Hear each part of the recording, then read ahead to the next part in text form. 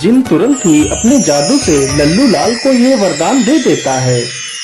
मेरे आका, अब तुम जिस वस्तु को भी हाथ लगाओगे वह तुरंत सोने की हो जाएगी। मेरे आका, अब तुम्हारी बस एक ही ख्वाहिश बची है, तुम जल्दी से उसे भी पूरा करवा लो। नहीं नहीं मेरे गुलाम, मैं अपनी आखिरी ख्वाहिश बाद में मांगूंगा।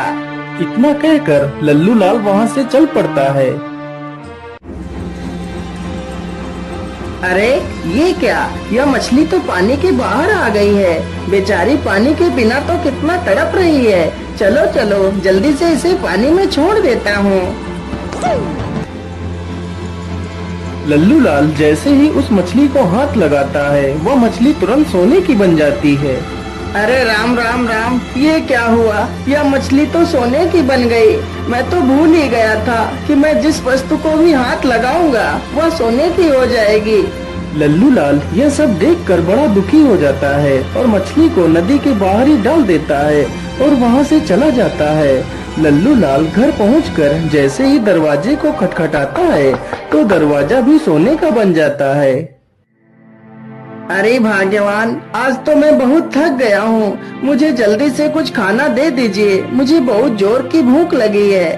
ठीक है जी, आप यहीं बैठिए, मैं भी खाना लाती हूँ।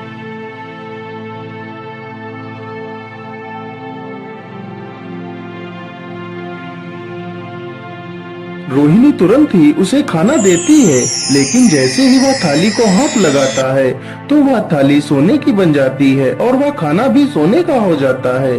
अरे अरे, ये क्या हुआ? ये खाना अचानक सोने में कैसे बदल गया?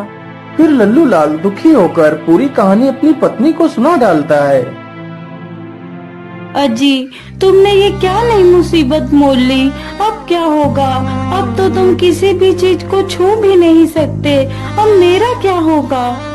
अरे भाग्यवान, तुम रोती क्यों हो? मैं सुबह ही उस जिन के पास जाऊंगा और ये वरदान वापस लेने को कहूँगा। सब कुछ ठीक हो जाएगा भाग्यवान, तुम दुखी मत हो। इतना कहते कहते उसने गलती से अपनी पत्नी को भी छू लिया तो उसकी पत्नी भी सोने की मूर्ति बन जाती है।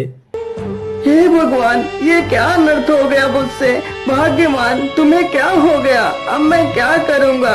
नहीं नहीं, मैं अभी जाता हूँ और इस वरदान को वापस कर दूंगा। लल्लू लाल तुरंत ही जिन के पास पहुंचता है।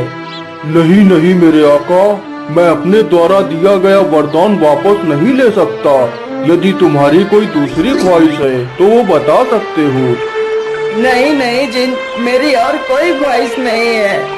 इतना सुनते ही जिन वहाँ से गायब हो जाता है।